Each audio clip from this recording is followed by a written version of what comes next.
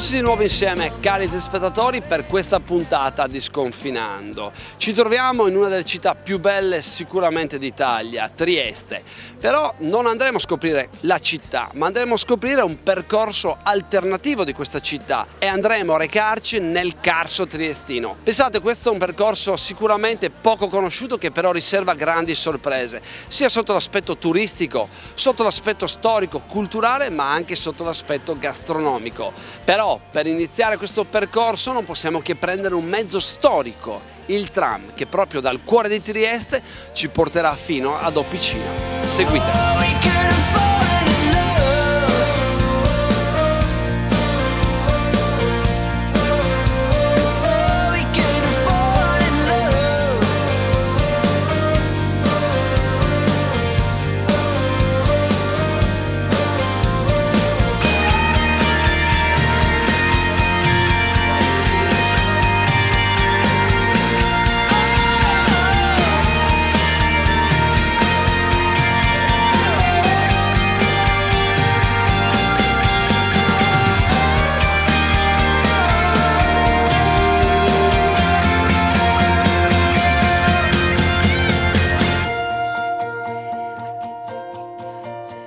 Dopo aver fatto questo primo percorso con il tram dal cuore di Trieste, ci fermiamo in questa prima tappa a Opicina ad incontrare Anna. Ciao Anna! Bentrovati, ben arrivati. Allora, ci troviamo ad Opicina, siamo sopra la città di Trieste, che vedete alle nostre spalle, e per parlare del Carso consiglio proprio di partire dal centro della città di Trieste, perché una volta arrivati qui nella nostra regione, vista la città che offre tantissimo ai visitatori, consigliamo sicuramente di fare un viaggio, potremmo quasi definirlo storico-naturalistico, cioè di prendere il tram. Il tram è un tram storico che viaggia dal 1902 e anche proprio il vagone si presenta con dei sedili di legno, insomma molto bello e pittoresco da utilizzare, e si parte dal centro di Trieste per raggiungere proprio questo punto in cui ci troviamo noi.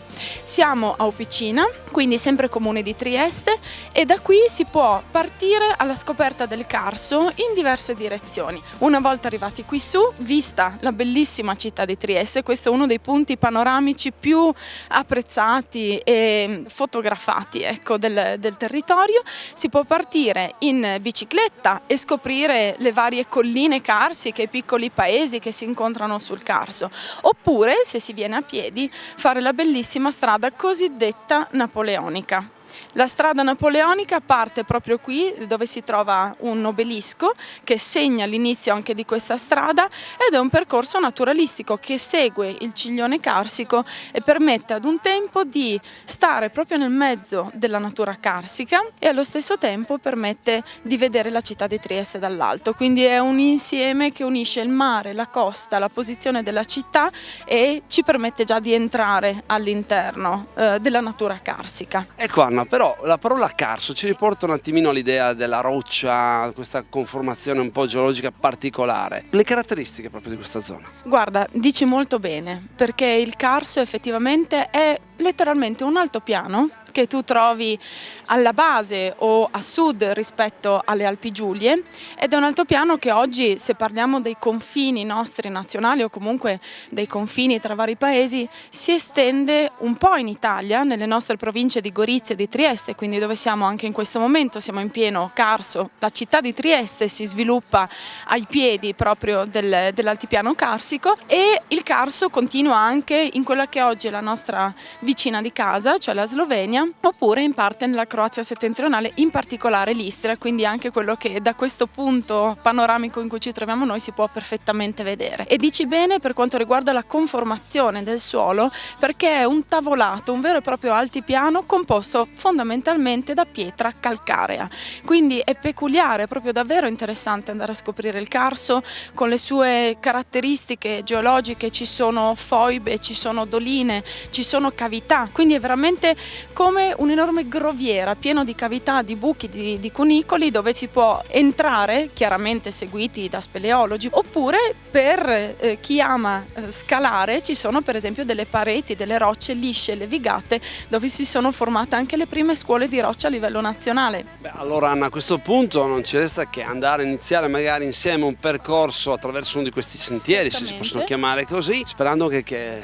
lungo questo percorso si possa trovare qualche posto dove rifocillarsi, perché sicuramente viene anche un po' di fame, no? Beh, ti consiglierei sicuramente uno Smizza. Un luogo particolare del Carso, non anticipo nulla, ti consiglio di andare a cercarlo. È facile trovare uno Smizza per strada. In una delle stradine nascoste del Carso basta vedere una fronda secca di un cespuglio esposta magari con una freccetta di legno, segui quella ed è la strada sicura per raggiungere uno Smizza. Beh, allora ragazzi, dobbiamo andare a scoprire le bellezze di questi percorsi, le bellezze ovviamente delle persone le avete viste, andremo a vedere anche le bellezze gastronomiche in uno Smizza.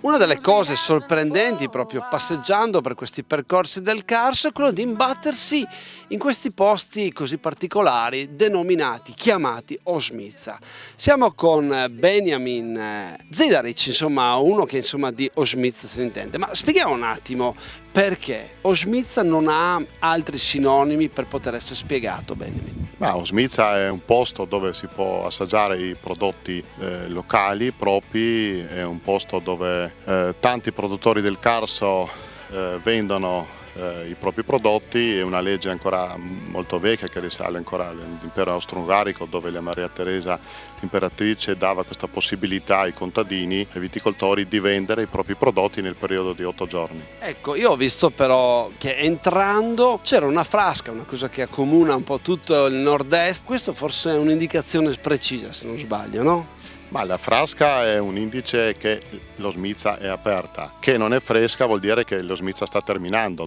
Sul caso sono tante osmize e ogni osmica dura un periodo. Nel nostro comune di Duino Resina abbiamo un regolamento che prevede che si può aprire minimo 8 giorni e il massimo 58 giorni, dopo dipende di quanta produzione si ha, di parte il vino ma anche dei prodotti come sono gli insaccati e altre cose. Però in effetti è chiaro, lo Smizza arriva da quello che è diciamo un cuore pulsante, produttivo, che è legato al vino, se non sbaglio. E tu di vino insomma qui sei un'eccellenza.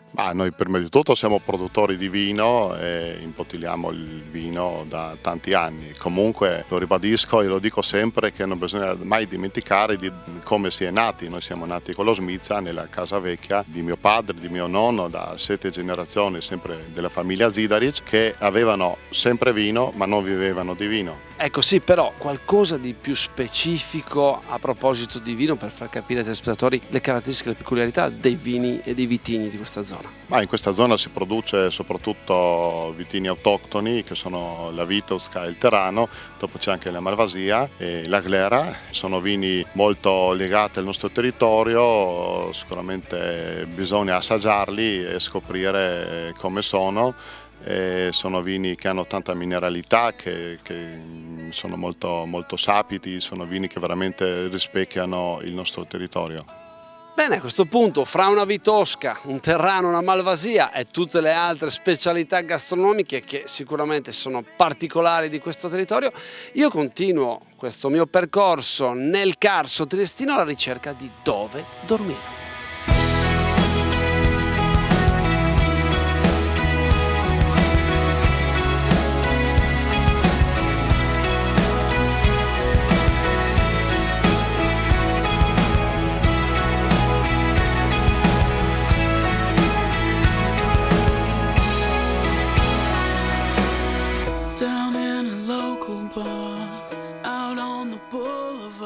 Abbiamo visto una classica Osmica, quindi di questo percorso del Carso triestino, però adesso andiamo a scoprire anche dove si può dormire proprio in questo territorio e siamo con Mattei Lupins, che insomma è proprietario di un agriturismo. Ecco Mattei, è un turista che viene proprio a scoprire questo territorio e ci vuol dormire. Che tipo di strutture trova?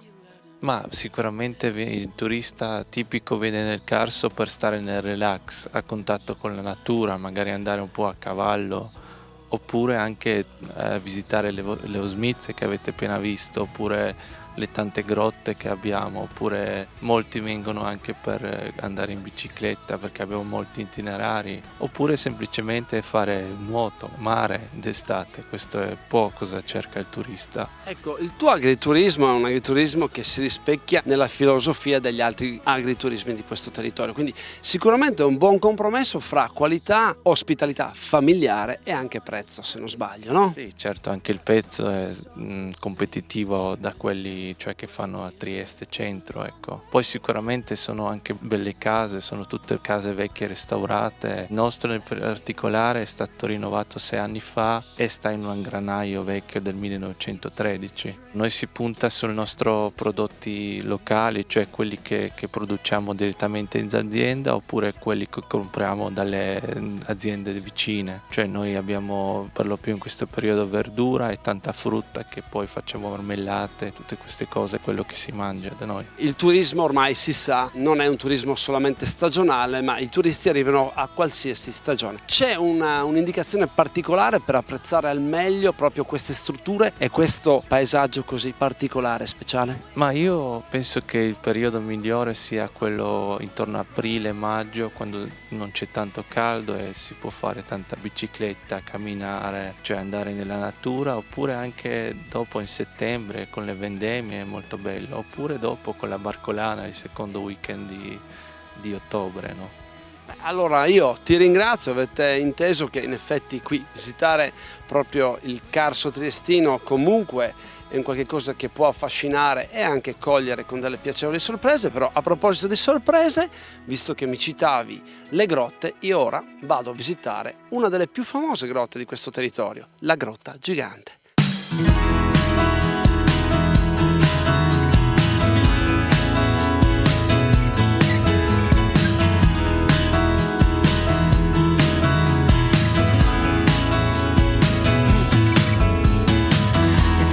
Crazy running into you. Ve ne avevo accennato proprio che era impossibile non venire in questo punto, vedete, sono circondato dal buio e dalle luci, però ci troviamo in un posto imperdibile del percorso del Carso triestino, la Grotta Gigante, una grotta che vi colpisce per la sua grande imperiosità, per la sua grande immensità. Però ci troviamo con Alessio Fabbricatore, il direttore proprio della Grotta Gigante, che ci spiegherà anche di cosa si tratta, insomma. Noi abbiamo una frequentazione di 70.000 visitatori all'anno, per cui ci poniamo nella provincia di Trieste e nella regione Friuli Venezia Giulia come uno dei principali poli turistici.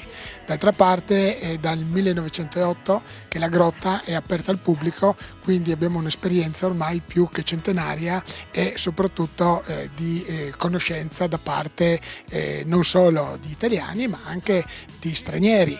Infatti, oltre al ormai classico turismo austriaco, non dimentichiamo che la grotta è stata aperta proprio durante il periodo austriaco nel 1908. Abbiamo un notevole flusso di visitatori che provengono dalla Germania, dalla Danimarca e ovviamente anche dagli altri paesi europei, ma questi sono un po' le colonne portanti del nostro turismo. Ecco direttore, è inevitabile, è impossibile non chiederle quali sono le caratteristiche di questa grotta gigante, perché a colpo d'occhio quando si entra si viene catturati da questo insieme di luci che giocano con queste stalactiti e stalagmiti, se non sbaglio. Sì, la caratteristica sta proprio nel nome, Grotta Gigante, è probabilmente tra le più grandi cavità turistiche del mondo, quindi si pone ai vertici per la sua quasi smisurata grandezza. Abbiamo quasi 130 metri di altezza in quella che è la grande sala, che era stata chiamata proprio Dom, quindi rende l'idea. Ci sono le cartoline dell'epoca in cui era stata inserita la cupola di San Pietro all'interno della Grotta Gigante, proprio per rendere l'idea di questo volume di 366.000 metri cubi, che sono una misura veramente notevole. Come dicevo, a livello internazionale siamo sicuramente tra i primi come grandezza, come spettacolarità. Abbiamo lavorato molto sull'effetto scenografico delle luci per cercare di mettere in evidenza tutti questi favolosi, fantastici drappeggi e soprattutto per evidenziare la grandezza. La grotta è aperta tutto l'anno, secondo orari prestabiliti, e le visite sono tutte accompagnate da guida, e durante tutte le visite viene fornita la spiegazione geologica della grotta in italiano, inglese e tedesco. Meglio di così, insomma, assolutamente imperdibile questa visita. Un solo consiglio: ricordatevi di portarvi un maglioncino, perché qui fa un po' fresco.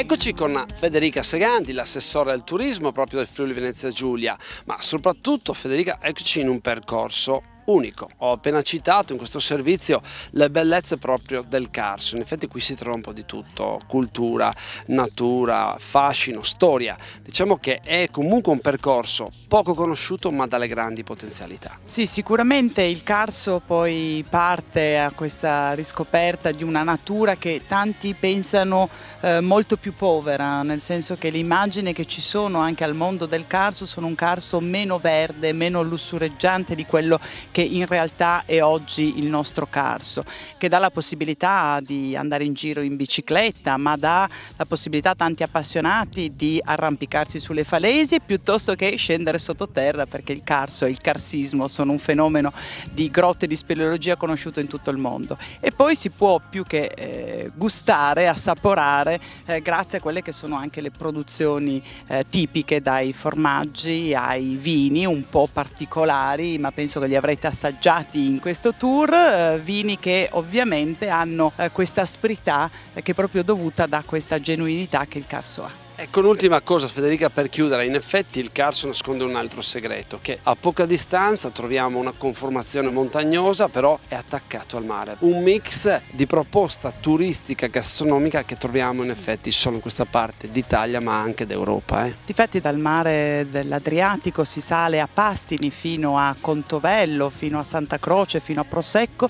In questi pastini c'è ancora la produzione vitivinicola e ci sono ancora le produzioni di olio e quindi di ulivi. Nasce qui in questi pastini il Prosecco che dà poi nome al paese di Prosecco, ed è questa congiunzione che poi dà il via a questo promontorio di altitudine di circa 350 metri che è il Carso, che ha tra l'altro un microclima veramente apprezzabile d'estate, in quanto insomma si viaggia tra i 15 gradi di notte e i 25-26 gradi di giorno, sempre ventilato perché il borino o il vento termico che viene dal mare c'è sempre, quindi si possono anche veramente fare delle passeggiate o delle degustazioni anche in un clima estremamente favorevole anche d'estate. Bene, Fabrizio Nonis insieme a Federica Seganti, con un panorama davvero unico alle spalle, come sempre vi augura appuntamento alla prossima puntata. Ciao!